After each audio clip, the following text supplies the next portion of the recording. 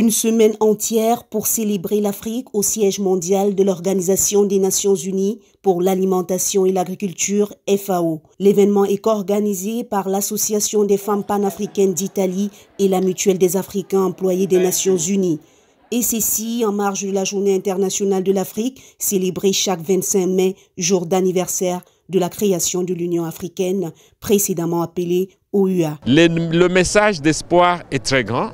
Et je dirais que cette manifestation, cette fête, n'est que le début de plus grandes manifestations et activités que nous allons mener avec l'Association des femmes africaines dans la diaspora.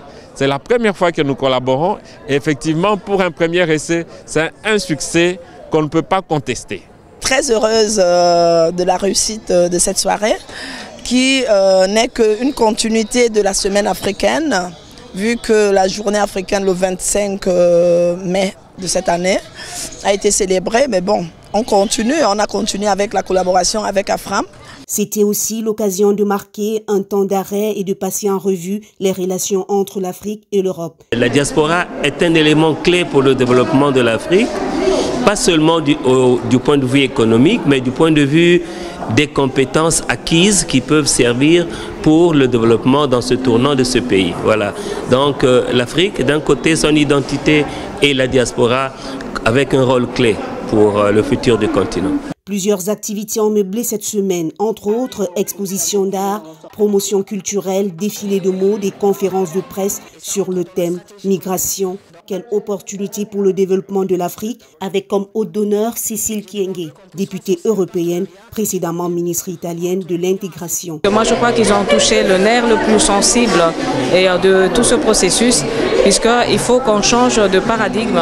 On commence aussi à parler de l'immigration comme à une ressource d'un côté, mais d'un autre côté que l'Afrique se rende compte qu'à travers l'immigration, il est en train de perdre une grande partie du capital humain de son continent.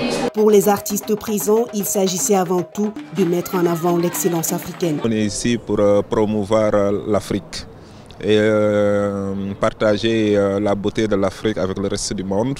Pour moi, c'est un grand événement et ça vaut la peine d'y participer. La soirée de clôture de l'événement baptisé Semaine africaine a connu quant à elle la participation de plus de 500 personnes pour 4 heures de pure convivialité autour des sonorités et arts culinaires africaines pour le grand bonheur des participants.